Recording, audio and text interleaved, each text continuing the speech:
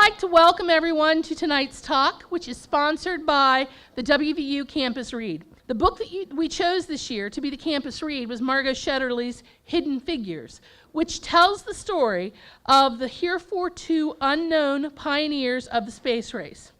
Two of the individuals highlighted, Katherine Johnson and Dorothy Vaughn, had close connections with the city of Morgantown. Mathematician and physicist Katherine Johnson was among the first African American students to desegregate West Virginia University's graduate school. And computer science pioneer Dorothy Vaughn was actually raised in Morgantown and went to school in a school that was actually right next to Stansbury Hall. Both have been celebrated not just because they were African American, not just because they were women, and not just because they were talented, intelligent, and capable. We celebrate them because they were from West Virginia. Tonight, we're here to celebrate and to enjoy some time with another talented daughter of the Appalachians. Emily Calandrelli is originally from Morgantown, West Virginia. Not only that, but while she was a student at West Virginia University, she was the recipient of not one, but 2 internships at NASA. She was named Miss Mountaineer. She received the nationally prestigious Truman Scholarship, the nationally prestigious Goldwater Scholarship.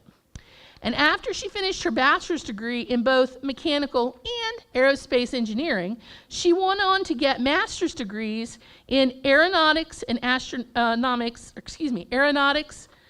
and astro, and technology and policy at a school known as MIT, the Massachusetts Institute of Technology. She followed that up with time at Harvard as a Harvard NASA lab visiting scholar. She's currently the host of Xploration Station on the Fox network. She regularly appears on Bill Nye Saves the World on Netflix. She has written, all the Bill Nye people. I'm not ready. She has written the Ada Lace series of chapter books for young readers. And to top it all off, she has received 7 Emmy nominations for her work with Xploration Station. As a long-standing tradition of what we now know, as what we now know of a long-standing tradition of Appalachian women in space, Emily Calandrelli has not only made her state proud, but her alma mater proud as well. Ladies and gentlemen, please help me welcome Emily Calandrelli back home.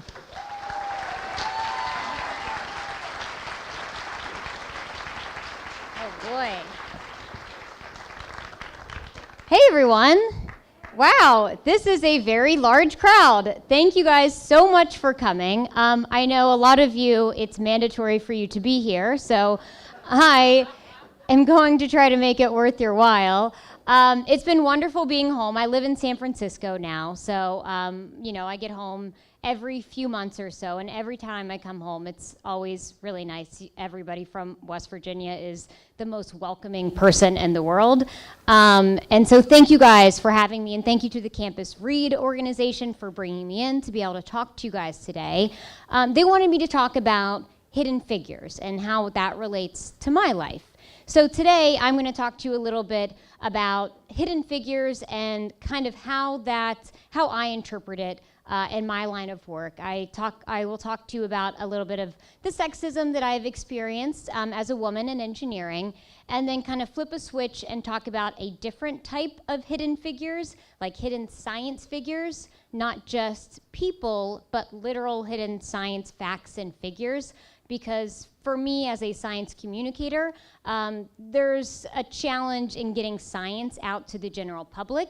And so there's a lot of science that remains hidden from the general public. So to start off, I want to tell you a little bit about myself. So I went to WVU. I majored in mechanical and aerospace engineering. Do we have any MAE people in the audience? Okay, cool. Where else are you guys from? You guys from like media, or can you just shout it out? Where are you guys from? Oh. Okay, so we have somebody from Wisconsin here. Are you guys college students? Is that generally, okay. Where are you guys from? I see you nodding. Where are you, what? Well, sorry, what major are you guys from? Okay, so lots of engineers, I'm assuming. I'm engineering, so I'm assuming I brought some engineers here. Cool. So as the people who are in engineering know, a lot of the projects that we did when we were in school had a mandatory outreach element where you had to go and talk about the work that you were doing in the classroom to the local community, to classrooms, generally kids younger than you. And so when I was at WVU, I would often volunteer to be the outreach chair or the publicity chair or whatever it was. And sometimes I would feel guilty about that because there were other things that one could volunteer for, like fundraising or posting flyers around campus. And I thought that talking to kids was the easy thing to do because I liked it and I enjoyed it. But what I found out later is that talking to kids about science is actually very hard. For any teachers in the audience, any educators here, you know that taking complex ideas and trying to find a way to explain it creatively and simply and straightforward to a younger audience can be very difficult. And so when I was at WVU and I did all of that outreach, that was one of the best skill sets that I could have been honing for the job that I have today, which is a science communicator. So today I am the producer of a show called Xploration Outer Space on Fox. It's a Saturday morning show generally in most parts of the country. I think in Morgantown it airs at 7:30 on Wednesdays. I'm asking my mom and dad who are in the front row, and they watch it every Wednesday because they're great parents. Is that right? 7:30 on Wednesdays? For some reason, West Virginia has a weird time. But anyways, generally it's a Saturday morning science show. And as the producer, I get to determine where we send the host to gather science stories for the show. I determine the science content that goes into the show that airs in 100 million homes every weekend. And as the host of the show, I get to go where my producer sends me. So because I have such a good producer, I get to go to some really cool places. For example, this year I've gone to Alaska to follow a student group that wanted to launch high-altitude balloons up into the northern lights to study the aurora borealis. I got to go to the Canadian Space Agency in Quebec. I got to go to Hawaii and stand on top of a volcano to see the most famous observatories in the world. So I've gotten to do some really fun things with my show. One of the things that I did a couple years ago was I got to go to Harry Potter World with John McBride, who is the only astronaut from West Virginia. And I rode roller coasters in Harry Potter World with an astronaut, and he told me how riding a roller coaster gave you the same G-forces as going into space. So that was one of the coolest experiences I've ever had. So it's been a fun ride. And I've been working as a science journalist, writing science stories for a company called TechCrunch, covering the space industry. So has anyone here heard of reusable rockets and SpaceX? We have some space junkies. So for those of you that don't know, this is the most exciting time in space exploration that has ever been in history, in my opinion. Because today we have entrepreneurs like Elon Musk and Jeff Bezos and these billionaires that have made their money from other ventures that are now investing those billions into their childhood dream of space exploration. And what they're working to do is make rockets more like the commercial airline industry. So for example, last weekend, I got on a plane from San Francisco to New York. And when I got into New York, they did not throw that plane away. That is how the rocket industry works today. They send things into space on a rocket, and then the rocket burns up in the atmosphere and ends up in the ocean and is never used again. $100 million burning up in our atmosphere and ending up in our oceans. It's very wasteful economically and environmentally. But what Jeff Bezos and SpaceX are working to do, and Elon Musk are working to do, is recover those rockets. So once they send something into space, they're bringing part of that rocket, some of the most expensive parts of that rocket, back down to the ground, which, as you can imagine, is a very, very difficult thing to do.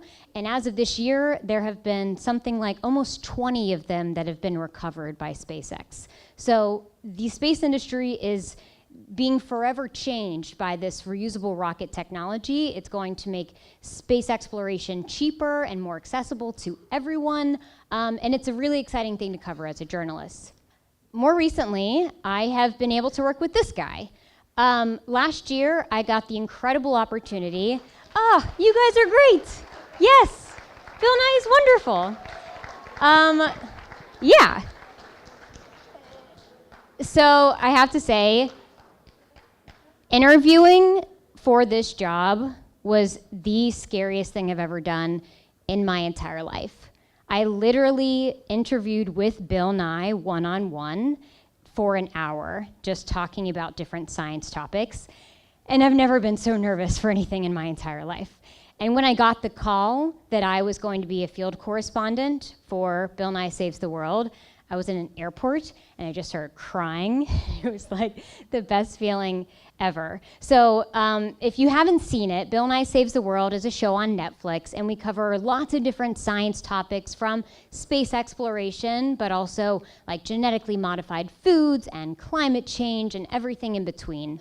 And as a field correspondent for Bill, I get to go to different parts of the world and cover science stories for him. So I mostly went to India for a while to cover things like vaccinations and how women's education affects population growth and space exploration. So that has been a very cool experience. And if you haven't watched it on Netflix, watch it, because that helps me keep my job.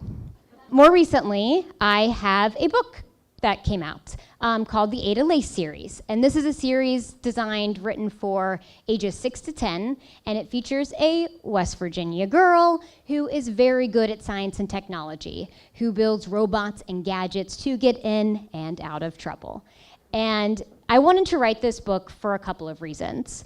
One, there's not a ton of good press about West Virginia, right? We don't have a lot of good books and media to refer to that feature West Virginia people, fiction or nonfiction.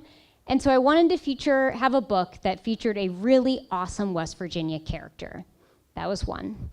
Two, when I was little, we didn't have that many books about adventure and science and technology that had women as the lead character, right?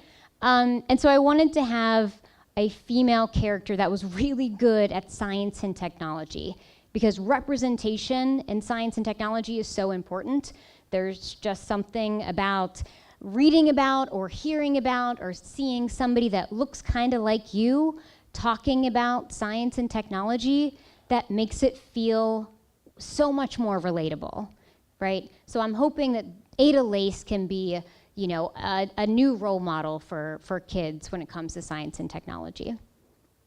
All right, so today is all about Hidden Figures, right? And if you read the book about Hidden Figures, or you saw the movie of Hidden Figures, you know it's about the African American women that made incredible strides in the space industry, but didn't get the credit that they deserved. And reading that story, you know that it's obvious that there are probably many other hidden figures throughout history that we will never learn about. Everything from the arts and music and across all of the sciences. And hidden figures are created because of bias, a subconscious bias that we hold against different people. And hidden figures are created because we don't want to give credit to people because of the biases that we hold against them. And we have many different types of bias. We have religious bias, there's gender bias, age bias, ethnicity bias. It crosses the whole spectrum. And the two things my message for today to get across is we all have subconscious bias. It seems I feel like a lot of people want to believe that we're good people and we aren't biased against other people. But all of us, I do, you do, everybody has subconscious bias. And it's just a result of the way that we grew up, the movies that we watched, the books that we read, the news that we saw, we all have bias against different types of people. 2, I want us to judge people based on their actions and the things that they say and the things that they do instead of the bias that we hold against them. Because the thing that's important to remember is a famous quote from this wonderful guy that I love. You guys just love Bill Nye. He's not coming out later. Don't get your hopes up. I'm just one of his biggest cheerleaders. So one of these quotes, we have these bias against people, but what we should keep in mind is that everybody you meet knows something you don't. Everybody that you meet has something that they can teach you. And of course, there's the flip side of this. You have something that you can teach everyone else as well. You have experiences and you have challenges that only you have overcome, only you have gone through, and you have things that you can teach others as well. And the other message that I want to get across is that this culture of hidden figures can only be overcome if we have allies that are willing to stand up against this bias that negatively affects people. Sometimes that is the only way that we can change our culture. So take the story of Marie Curie and Pierre Curie. Now I love this story because it's a very nerdy love story. And I myself have a very nerdy love story. And I met my husband at NASA. I fell in love with him because he taught me how to solve a Rubik's Cube. We shared our first kiss at a space shuttle launch. All of it is very, oh gosh, thanks guys. And so I had a space wedding cake. That's my wedding cake right there. And so I had the story of Marie Curie and Pierre Curie read at my wedding. And so without further ado, the story of Marie Curie and Pierre Curie. Marie, a woman from Poland, was first introduced to Pierre in France at a mutual friend's dinner party. Marie needed space for her research, and Pierre offered extra space in his lab. They immediately bonded and could not stop chatting with each other. Not only were they kindred spirits, but their minds matched perfectly. They continued to see each other to discuss scientific projects, developing a friendship that would eventually turn into love. Eventually, to the despair of Pierre, Marie decided to move back to Poland to be with her family.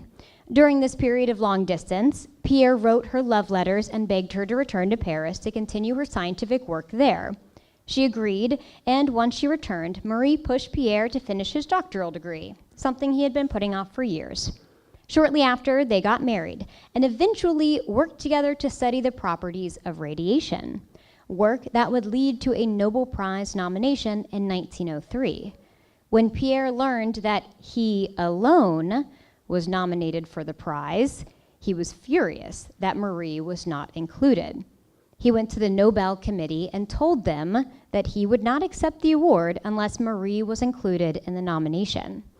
The committee consented, and Marie Curie became the first woman to win a Nobel Prize. So Marie Curie was almost a hidden figure, and Pierre Curie risked not winning a Nobel Prize to stand up for her. Like, that is such a crazy thing that happens that we almost didn't know who Marie Curie was. And I'd like to say that this type of sexism and this type of prejudice is totally gone now, and it's great for us women in STEM. Everything's fine. But it's not, right? It's way better. It's much, much better than it was during Marie's time, of course. But every woman I know in engineering, every woman I know in every field has a story that they could tell about sexism. And it's not usually the worst thing you've ever heard. It's not usually something that would make the front page of the newspaper. But everybody has a story. And I'd like to share a few of my stories today. I like to think of these stories as bite-sized sexism because they're not the worst things in the world. They're just little, but they add up over time. And for a lot of women in the sciences and engineering and probably other fields, they add up so much that you leave your career entirely to avoid this bite-sized sexism. So first, one of my first encounters with bite-sized sexism was when I was at WVU. I was, I think, a sophomore, and I was running to be the astronomy club president. Probably one of the most nerdy positions one could have. And I was running against another guy in the club. And the way it worked is, you know, you had the students in the club and you had the advisor and the people that were running for president. You got up in front of everybody and you said your speech as to why you thought you should be president.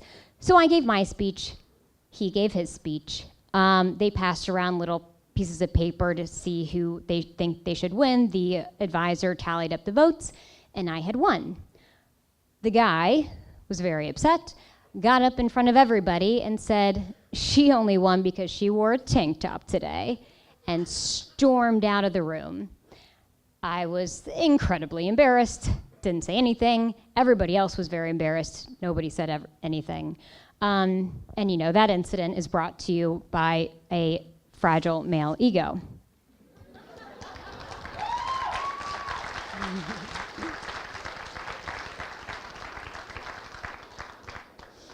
The next incident.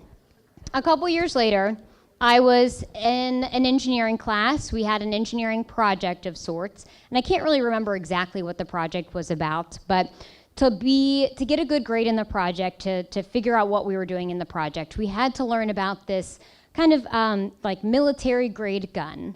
And I was in a project with 4 other guys. And one of the guys knew somebody in the military that had worked with this military grade gun that we had to learn about. We had to learn the mechanics of and the science behind. And so we went to the library. We reserved one of those like little conference rooms that they have at the library.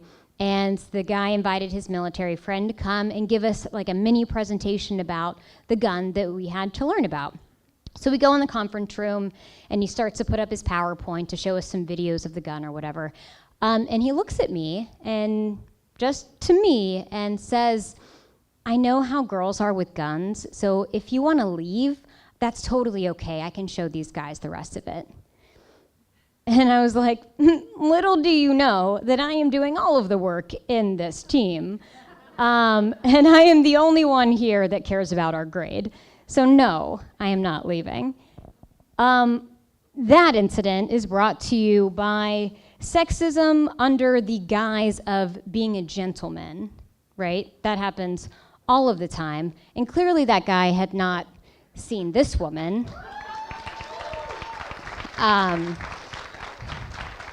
This is Jenny Thrasher, a West Virginia student who won a gold medal in the 10-meter air rifle, I believe it was. I also have a cousin in the audience that just got like an 8-point buck. I think that's pretty good. I don't know, was it a gun or was it a bow? With a bow. Anyways, women are just fine with guns. The next incident was a few years later. I had gotten a job in a group, and I was one of 2 people hired to be part of this group. And it was me and this other guy.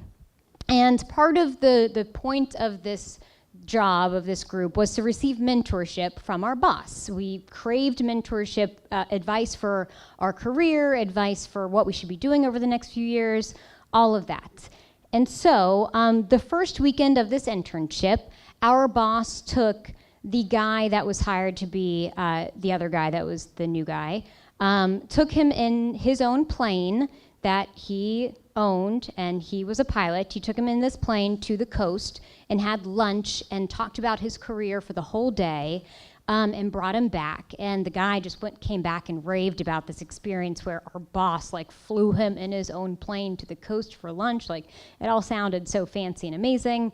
And they talked about his career for the whole day. And I thought, okay, that's maybe next weekend. Maybe next weekend I'll get to go. Maybe next weekend he'll take me in the plane and we'll talk about my career interests, and he'll let me know if he has any contacts that can help me. Not the next weekend. Didn't happen the next weekend. And it never happened.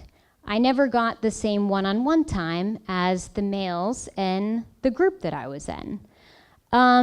And that happens because there's a stigma, of course, of older men hanging out with younger women. And it's a stigma that is unfair to both parties, but it is a stigma that more unfairly hurts women.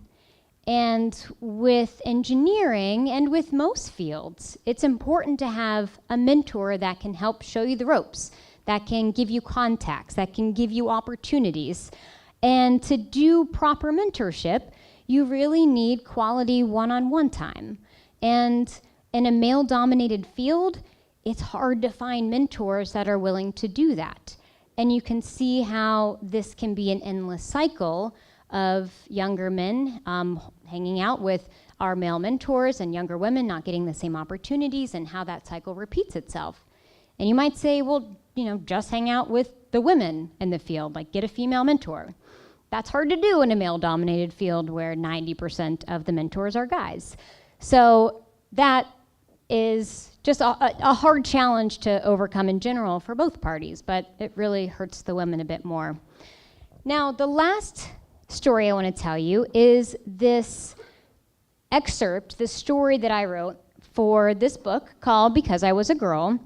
And this is a book that's filled with tons of different stories from women across many different fields, from the military to medical fields to science and space.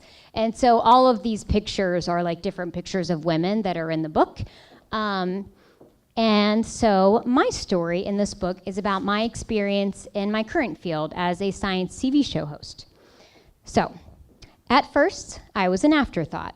When I walked into a room of professional scientists and engineers, they addressed my male field producer first. They introduced themselves to my cameraman first. They showed off their fancy spacecraft to our audio guy before including me in the conversation. I was the host of the show, the girl in 4 pounds of makeup and 3-inch heels. But I was an afterthought, sometimes ignored entirely. They didn't realize that I was the only one in the group who had spent years learning about ion propulsion, lunar lander technology, and different ways to design a rover's wheel to make it survive harsh Martian conditions. It wasn't until I started asking about their technology with questions only a person who had studied nearly a decade in the field would be able to ask that they paid attention to me. Even then, I was once asked if the male engineers in the room fed me my technical questions. I would think, if I were a tall, burly man, would you have made that same assumption? I was told that it was my own fault that I was ignored, that I wasn't assertive enough when I entered a room. I needed to be more confident. The worst feeling would come on shoots when a well-intentioned man would say, well, you certainly don't look like an engineer. Meant as a compliment, I would instead hear, you pay attention to hair, makeup, and girly things. You couldn't possibly have the brain capacity to focus on science, too. I'm not saying these sorts of things were intentional. I believe that they are the result of subconscious bias, or hey, maybe even social awkwardness. Perhaps the men were merely intimidated by my fabulous fake eyelashes. Experiences like these also didn't happen on every shoot. In fact, they didn't happen on most of the time. It never happened with my female experts, and I'd met a few male self-proclaimed feminists who treated me as an equal. But every time one of these things did happen, it was a hurdle to overcome for the day, and sometimes that would stay with me long after the shoot. Then something funny happened. These sexist interactions started happening less and less. I suspect it was because the show had started to do well. It got picked up season after season, and it had won a few national awards for science education along the way. Instead of crafting pitches to convince companies to film with us, businesses were reaching out to me, requesting to be included in the next season. We created a science show with a solid reputation, and people were paying attention. Our show's reputation, and my reputation as the host, preceded us. My interview subjects would kindly ask about my time at MIT, my TEDx talk on space exploration, and my thoughts on searching for life beyond Earth. I was no longer an afterthought. I was seen as an individual with a genuine interest and a basic understanding of science and space, someone whose voice mattered. The experts began to look me in the eyes and include me in the conversation. They described their technology to me and stopped doubting the originality of my questions. All of this happened, and I didn't even need to change the way I entered the room. I walked, talked, and introduced myself just as I had done before. Today, women often have to work just a little bit harder to be included in the conversation, or sit at the table, or be afforded the same credibility as their male peers. When it comes to STEM, the bias can be even stronger. People seem to believe that women must be one-dimensional in their interests, when girls can love coding and Kylie Jenner's new lip kit. We can fight cancer in the lab and get our nails done in the salon. And of course, we can have a deep appreciation for fake eyelashes while understanding the significance of rocket reusability for the space industry. So if you look at any of these experiences individually, they seem pretty harmless, right? It can all be attributed to one guy, one bad apple, hashtag not all men, right? But the problem with that phrase, one bad apple, is the rest of it. One bad apple ruins the bunch. That is based on science. So when you have one bad apple, one overly ripe apple, it releases a hormone called ethylene. And when you put apples in a bunch, one bad apple, one overly ripe apple will release this ethylene, which is a ripening agent, a hormone ripening agent, that will cause the other apples in the bunch to be made more ripe and rot. So one bad apple really does ruin the bunch. And in all of those stories, if you noticed, nobody stood up for me. I didn't have anybody in any of those instances that stood up on my behalf, that said something was wrong in that situation. And so I would encourage all of you, when you see these things happen, when you see somebody being treated unfairly, even if it doesn't seem like that big of a deal, even if it seems like bite-sized sexism, stand up to that one bad apple, because it can really ruin the experience for the person that it's harming. Now, gender bias is not the only bias that one can have. Something that many of you in this room, if you haven't already, will probably experience once you go to your first job, and it's age bias. It's a bias that you don't have anything valuable to add to the conversation, to your work, because you're new and because you're young. Sometimes that's probably true, because experience matters, right? But other times, your voice is very important and you can have wonderful ideas, and sometimes being young and new is an asset because you can have a fresh new perspective on something. So my story about this is when I first became a TV producer for my Fox show, Xploration Outer Space. I was graduating MIT with just a background in science and engineering, no TV experience whatsoever. And I got a call from a production studio. They were looking for somebody with a background in aerospace engineering. And they said, "Do you want to be the host of an outer space show on TV?" And I said yes, because that sounded pretty cool. Even though I had no idea what I was doing. I'd never done TV before. I'd never done producing before. And so I was literally on Google asking Google, what does a TV producer do?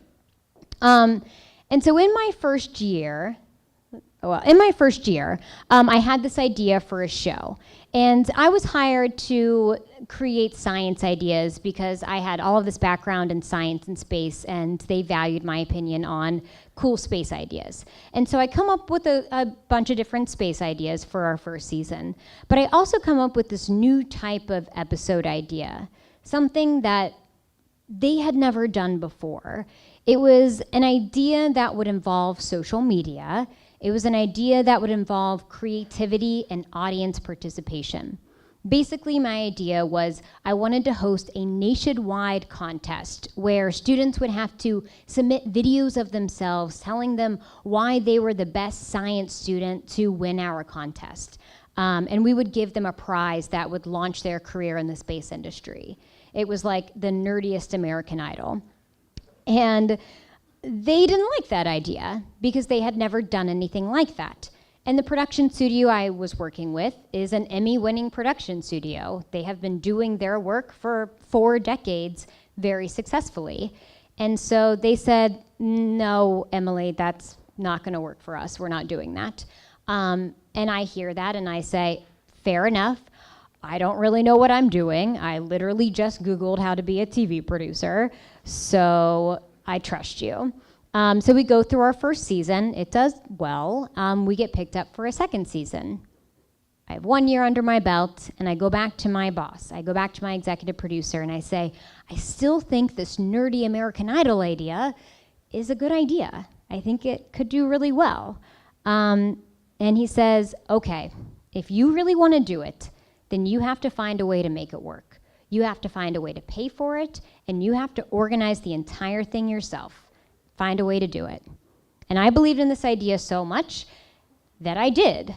I found a company that was willing to give us a $10,000 experience for free because I justified it with the fact that we were essentially giving them a free commercial in 100 million homes on a Saturday morning. I worked with the NASA space grant to have the students' travel and lodging paid for, the space grant from their state, and I made it work. And it did really well. It actually earned our show our very first Emmy nomination. And this is me at the Emmys, because this was for the show that I created, and I'm very proud of it. We ended up not winning, but still, I was pretty proud. And so to give you an idea of what the show actually ended up being, I have the video here. This is like a summary of the entire episode. The entire episode is like 30 minutes long. This is, I think, a 3-minute video or 4-minute video, so it'll jump around a bit, but you'll get the idea. On this episode of Xploration Outer Space. Why should you choose me? It's a contest to choose a student astronaut. I would be a perfect candidate to be where we'll take the winner on a trip aboard the Zero-G aircraft and experience microgravity just like an astronaut. For my microgravity experiment, We'll conduct an experiment of our contestants' choosing and have a ton of fun at the same time. So join us for this extra special episode.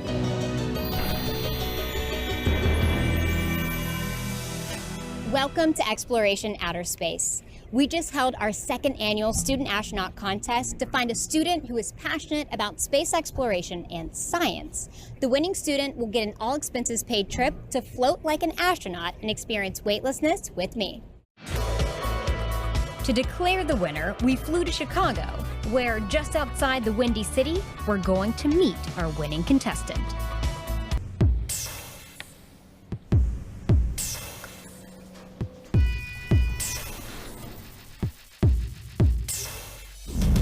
Hi, Sam. I'm Emily Calandrelli from Xploration Outer Space, and I'm here to let you know that you have won the Student Astronaut Contest.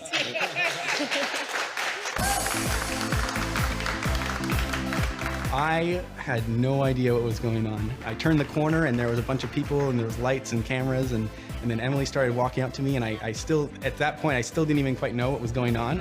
It wasn't until she started talking about how I was selected as the student astronaut winner that it really kind of set in. I can't even describe how happy I am to receive it. Space exploration, along with all forms. Actually, Sam also applied to our very first Student Astronaut Contest last year. This is not a career choice for me. This is who I am. But ultimately, he lost out to another applicant, Jillian Urisic. I am here to tell Jillian Urisic that she has won the Student Astronaut Competition.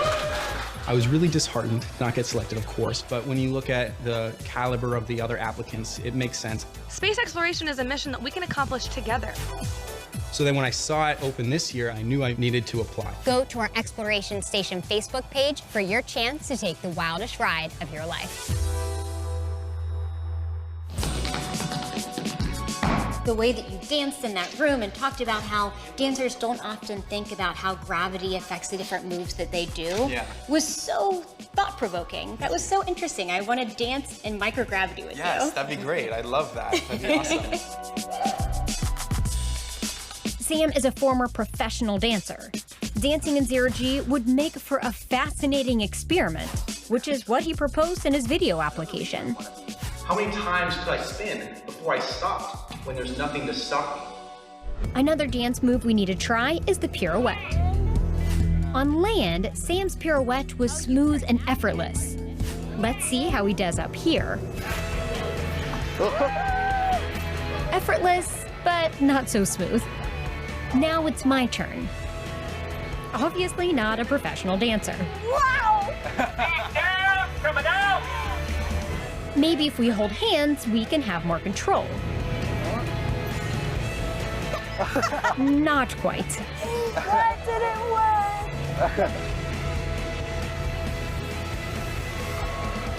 Wow! Take down, coming out, release!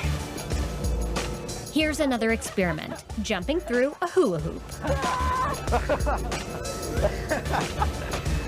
Now that I've seen Sam's attempt, it's my turn. She's a pro! She's a pro! Well, no. Let's face it, if you're going to have a once-in-a-lifetime experience, you might as well have some fun. 25 parabolas later, We did it! Oh, that was awesome. we come back to solid ground. One thing that we don't really go over in that video is in our flight suits that we wear on the Vomit Comet in 0G, we have something very special in the breast pocket right here, very easily accessible, which is a barf bag. Because what happens if you're in 0G and you get sick and throw up? Where does that throw up go? It goes everywhere. And so the first time that I flew the Vomit Comet, I was at West Virginia University, and I definitely helped give it its name. Our friend Sam here, while he was like way more of an elegant dancer than I was in 0G, and I looked very, very awkward in all of those videos, I did not throw up, and he did. So we are doing the Student Astronaut Contest every year now. It's become one of our most popular episodes of the season. And this year we held another one. And spoiler alert, it hasn't come out yet, but I'm going to ruin it for you guys. We chose a student who is deaf. This is our very first deaf student that we've chosen. And Julia Velasquez wants to be the first deaf person in space, which is such a cool goal. And so we chose her because we wanted to work through all of the challenges that a deaf person would have with space exploration. And I went into it thinking, okay, we're gonna work through all of these challenges and find creative solutions to all of the problems that she would have. And we did a little bit of that.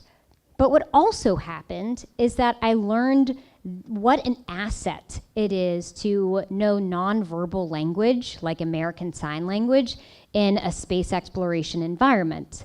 Because when you go out on an EVA, an extravehicular activity, this is when an astronaut leaves their space lab or their space station and they're in their astronaut suits, they're usually communicating with radios. But if your radio's cut out, there's no way to communicate with each other. You can't scream through your helmet because you can't have sound in the vacuum of space.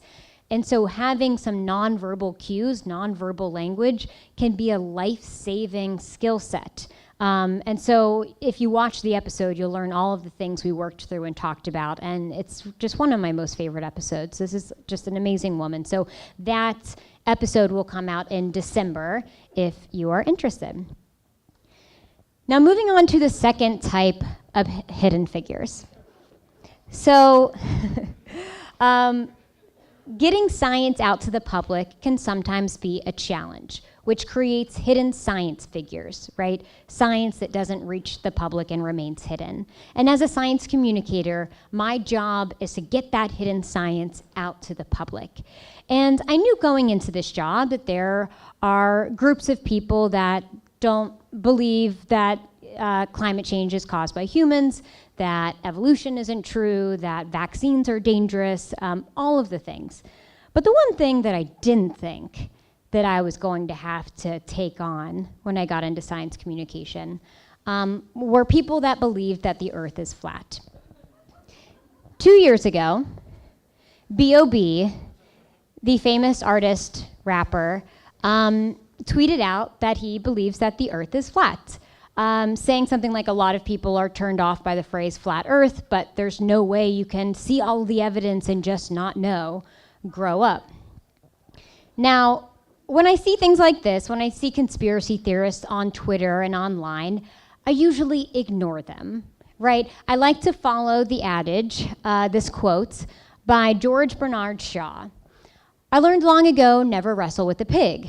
You get dirty, and besides, the pig likes it.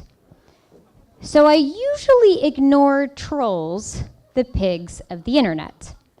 But B.O.B. is a very influential troll, a troll with millions of followers who has a lot of young people that listen to his every word and believe everything that he says. So this was a troll who could not be ignored. Basically, it started off with him tweeting a picture of him on top of what looks like a hilltop, saying, the cities in the background are approximately 16 miles apart. Where's the curve? Please explain this. Basically, he went on a hike that day, didn't end up in space, and naturally concluded that the Earth is flat. But he wasn't just claiming that the Earth was flat. He was claiming that the Earth is flat, and it's a huge government cover-up. Like, it's the one thing the president learns when he becomes president. It's like an envelope is slipped under their door, and it's the first thing they learn with all of like the alien conspiracy theories. They also learn, like, by the way, the Earth is flat and nobody knows it. And of all the conspiracy theories, I have to say the flat Earth conspiracy is the one that confuses me the most. Because I get some of the other ones. Like, I get how someone could drive themselves to believe, like, that we faked the landing on the moon, right? It's been debunked a million times, and it's totally not true. Over and over again, it's been debunked. We landed on the moon. But I get how someone could believe it, because, you know, it was a time where we were trying to prove that our missiles were bigger than Russia's. There was a lot of animosity at the time. It's hard and difficult and expensive to go to the moon. So sure, I can see how someone thinks we faked it. But the flat Earth, like, who's benefiting from telling the world that the Earth is round? Like all of those $50 globes that teachers buy for their rooms? And do they think that there's like a line of people around the circumference of the Earth that when somebody approaches the edge, they're like, nothing to see here, turn around, don't check. Definitely not the edge of the Earth behind me. So B.O.B. also made, I mean, he believes in this so much. If you aren't like watching B.O.B., this is something that he believes like in his soul, that the Earth is flat. So this is his album cover. It's a flat Earth. And so at this point, we're like, okay, B.O.B., calm down. Neil deGrasse Tyson and myself present evidence to him as to how we know that the Earth is round. What Neil deGrasse Tyson is saying here is that Polaris is gone. After you go south of the equator, you can't see Polaris, which is the North Star. So when you go to like Brazil, you can't see the North Star. That's because the Earth is round. Also, we have sent people into space and satellites into space. This is a series of images from a satellite called the Discover satellite that is 1 million miles away from the Earth, sits between the Earth and the sun, and looks back at the Earth and can take these series of images. We can see from these images that the Earth is round. But of course, if you're B.O.B. and you believe that the Earth is flat, then you think that all of these images are photoshopped. I responded to B.O.B. saying that, you know, you can also see that the curvature of the moon as it goes through its phases is round, and that's because the Earth is round, casts its shadow on the moon. It's round shadow on the moon. And all of these pieces of evidence together show that the Earth is a sphere. Well, it's more of like a potato, but it's spherish. And after I tweeted out to B.O.B., he responded to me saying something like, how high above sea level do you have to be before you see the Earth's curve? Is it instant, or do I have to swap lenses? He's saying that it's all part of the types of lenses that you use to see that the Earth is round. It's like basically Photoshop. And then after that, in the days and weeks after B.O.B. responded to me, I just got bombarded from B.O.B.'s very dedicated followers about how I am paid by Big Globe. I'm like a sheep of the government, and that I'm like the worst person in the world. So, anyways, that is not something that I thought that I was going to deal with when I came into my role as a science communicator.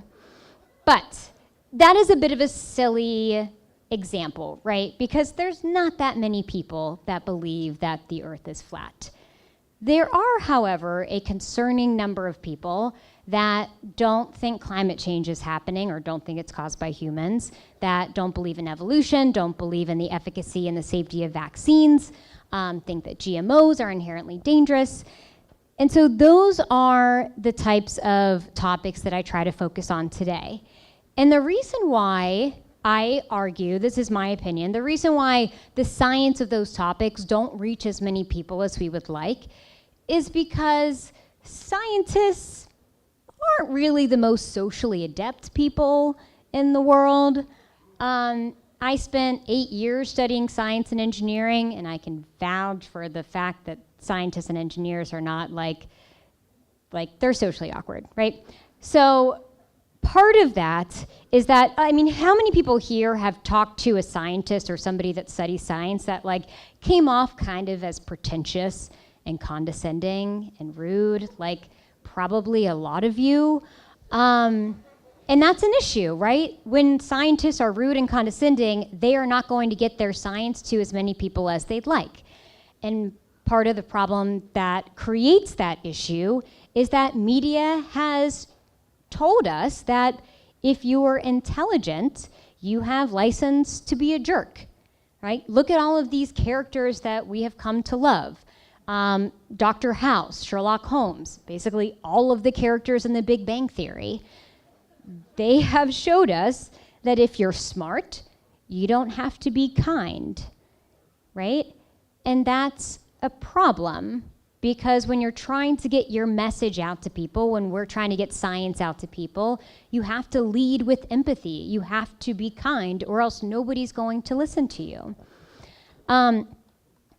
Now, this piece of evidence that I'm going to give you next, I'm giving it to you from my science communicator perspective, but this can be applicable to everybody. If you have an opinion that you care about, if you have an argument that you care about, just a message in general that you would like to make memorable, all of this is good advice for you. As a scientist, if you are mean, if you are putting somebody on the defensive, you are making it scientifically impossible for them to think about that issue critically. There is science behind this. In our brain, it's about to get a little bit nerdy, in our brain, we have something called the prefrontal cortex. And the prefrontal cortex is the front part of our brain that deals with information processing and decision making. You can think of this as the rational thought part of your brain. We also have the amygdala. The amygdala deals with raw human emotion, fight, flight, feeding, and mating. And under low stress situations, the prefrontal cortex and the amygdala can work together as a team. They can work together really well. Like if you are in a bakery and you see a donut and your amygdala is like, oh my God, I want that donut. That looks really good. And your prefrontal cortex is like, wait a second. Okay, well, we are going to go to the gym later, and you have been really good lately. Okay, you can get that donut. They work together well.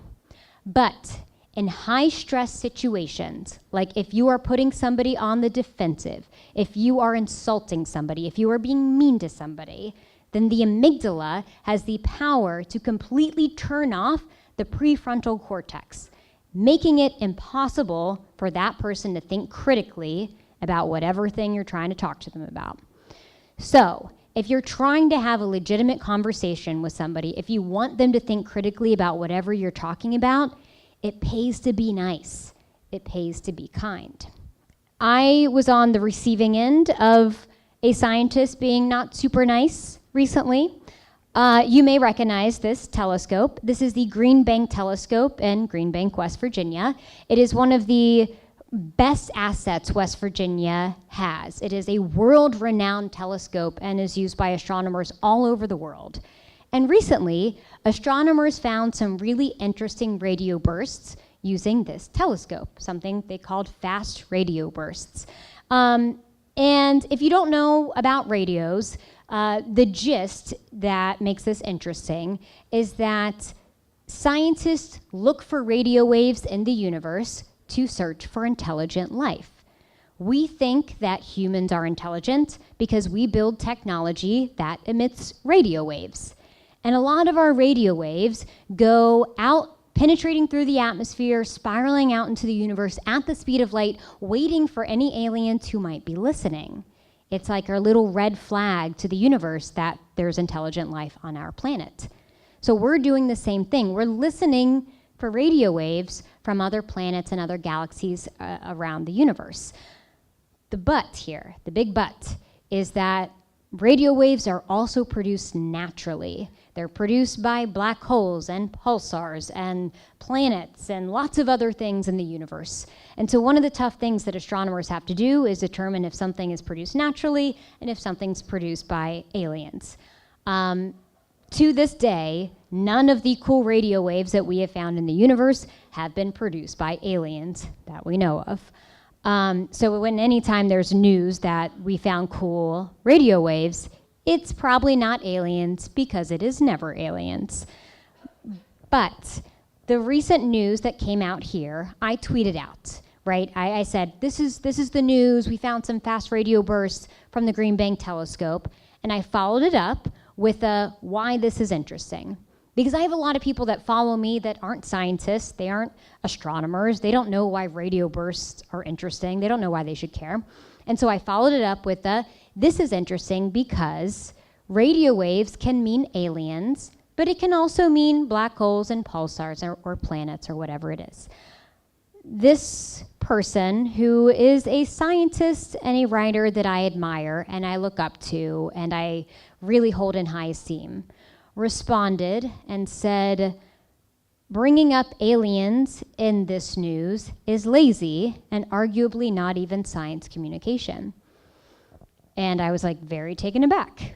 I was like, okay, what's with all the sass? What do you mean? Am I saying something wrong? Because as a science communicator, if I'm wrong, I would like to correct it and make right. I pride myself in fact-checking everything that I say and trying to be as accurate as possible. So I asked this person if I was incorrect. And this person said, you should go and talk to the astronomers that made the discovery.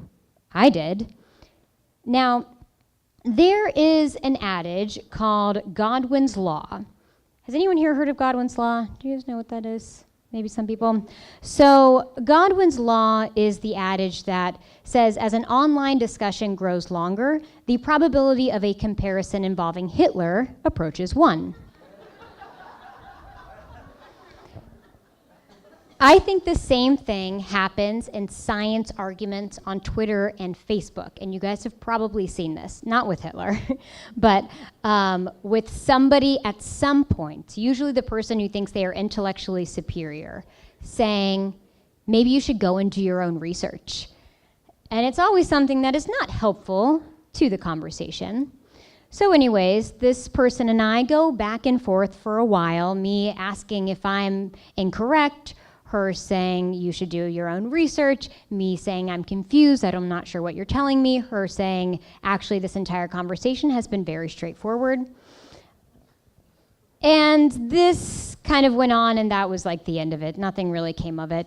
But the point here is that I think what the message that she was trying to tell me, and it wasn't very articulately stated, but the message she was trying to say is that radio waves should be inherently interesting without drumming up aliens. because it's never aliens, and we should find radio waves from black holes just as interesting. A fair point. But the message that I received was that I was lazy, arguably not even a science communicator, and I shouldn't even be on Twitter. And the problem with these is that these types of snarky, condescending conversations, they stick with you for days and even weeks after it happens. When this was happening on Twitter, I was in tears. I was getting very visibly upset because I valued this person's opinion. I held her in high esteem. It really upset me. And it was at this point in my life that I understood how some intelligent people don't believe in climate change or evolution or the efficacy of vaccines. Because if I was on the fence on any of those science topics and a scientist talked to me in the same way that this person was talking to me that day, I would, out of spite, never believe in that science again.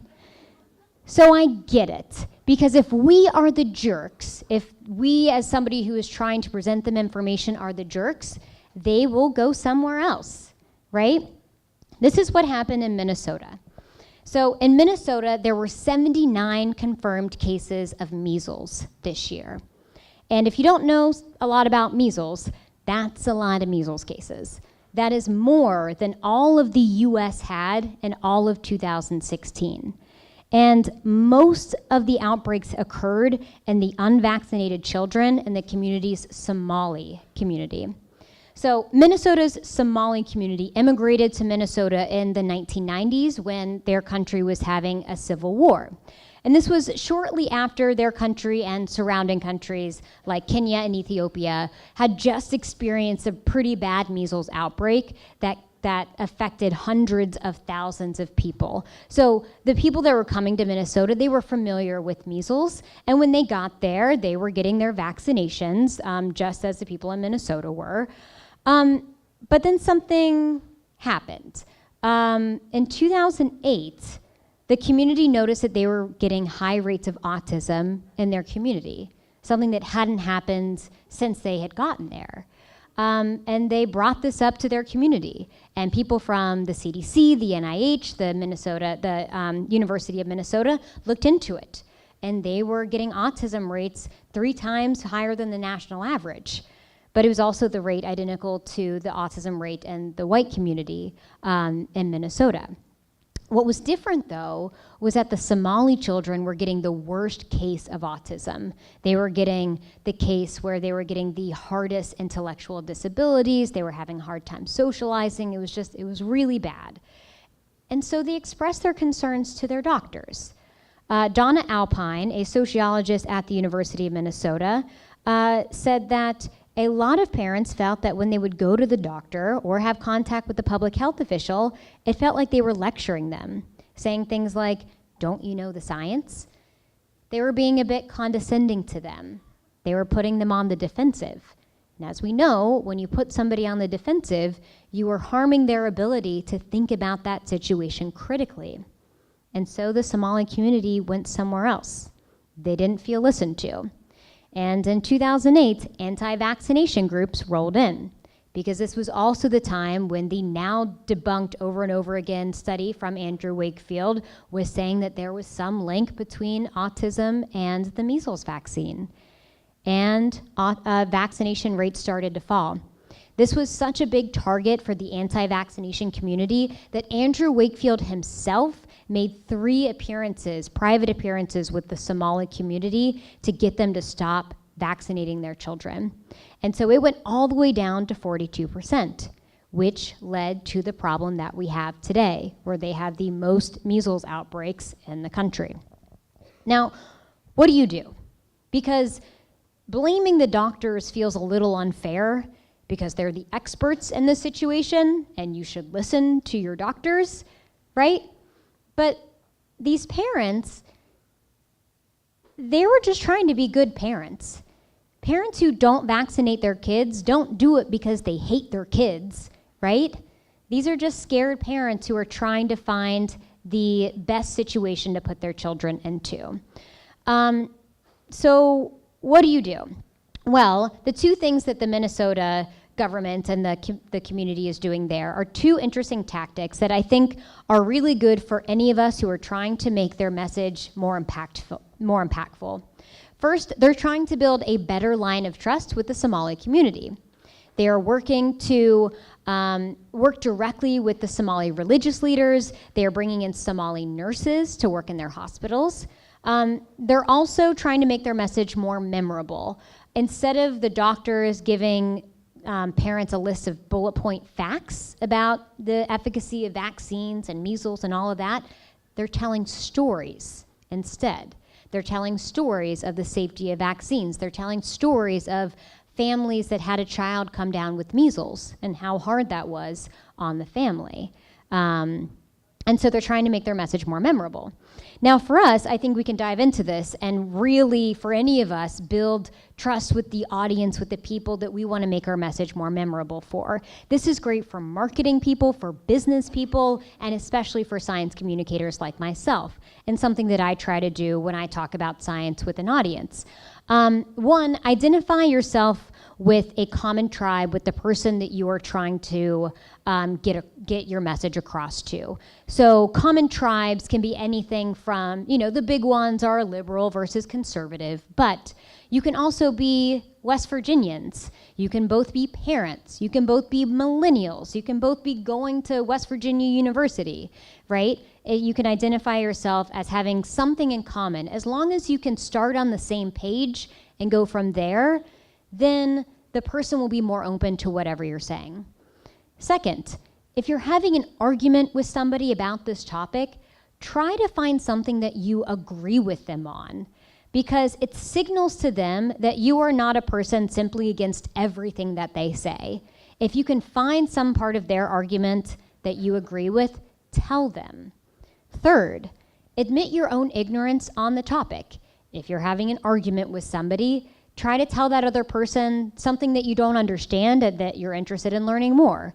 Tell somebody that you didn't quite understand something before, but you've since learned. It signals to them that this is an environment where it's okay to be wrong, where it's okay to want to learn something. Now, when you're having an argument with somebody on Facebook or whatever it is, and the political climate that we're in, which there are plenty of arguments on Facebook, these things don't often happen, right? Because they are hard to do. This is not something that is fun or easy to do when you are having a vehement argument with somebody on Facebook. But if you're actually trying to get your message across, if you're actually trying to find some common ground with somebody, we have to do these three things. Make your science more memorable, or make your message more memorable. Bait the hook to suit the fish. This is a marketing adage. And basically what it means is when you're trying to tell your message, tell it in a way that is interesting to your audience, not in a way that is interesting to you. I think one of the best examples of this in terms of science is climate change. One of the biggest problems that science communicators have, or one of the biggest mistakes I would say science communicators have done in the past, is talking about polar bears. Like, nobody cares about polar bears. So stop referencing them when we're talking about climate change. Stop saying save the planet or save the earth. Like, nobody really cares about that stuff except like hippies. And when I talk about climate change, there's this stigma that, the conservative base doesn't care about climate change. That's not true. That's not inherently true. We're just usually not talking about science or climate change in a way that speaks to them. There are certain values that different tribes hold true to them. For liberal and conservative, that can change, or that can differ. With liberals, they value fairness, protection from harm, empathy. Conservative values are loyalty, respect for authority, purity. Military is often a big thing on the conservative side. And so when I talk about climate change to a conservative audience, I change the way I talk about it in a way that might speak louder to them. Instead of talking about polar bears and saving the planet, I talk about what America looked like before we had environmental regulations. I show them pictures of oil slicks with the Statue of Liberty in the background, pictures of smog in big cities, or people that have like sludge coming from their wells because we didn't have proper regulations on the coal industry.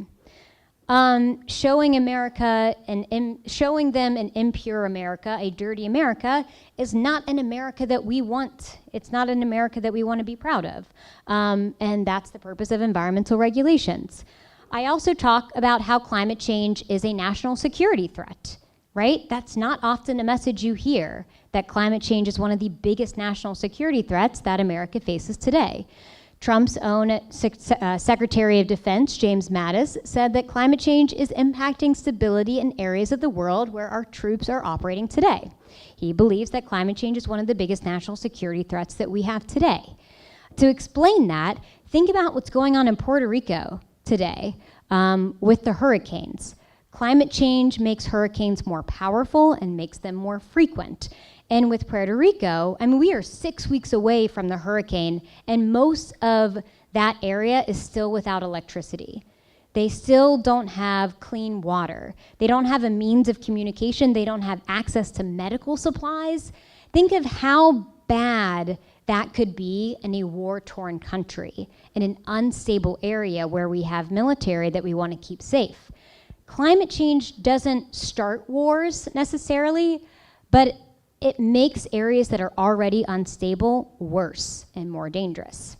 So I talk about how climate change is a national security threat, how it makes America dirty, and I change my message depending on who I'm talking to. So in summary, my talk, I'm happy to take questions, but generally my message today is recognize that we all have subconscious bias. Nobody's perfect, it's just a factor of how we were growing up, and try to stand up for people that are affected by that bias in a negative way. Sometimes the only way to change culture, to prevent hidden figures, is for allies to stand up for each other, to stand up for others. And be kind. Lead with empathy. It will make whatever message you're trying to get out, whether you are a pastor, whether you are a science communicator, whether you are a business person or politician, talk about stories, lead with empathy, think about what your audience cares about. It will make your message go all that much farther. So thank you, WVU, for having me. You guys are wonderful. Happy to take any questions.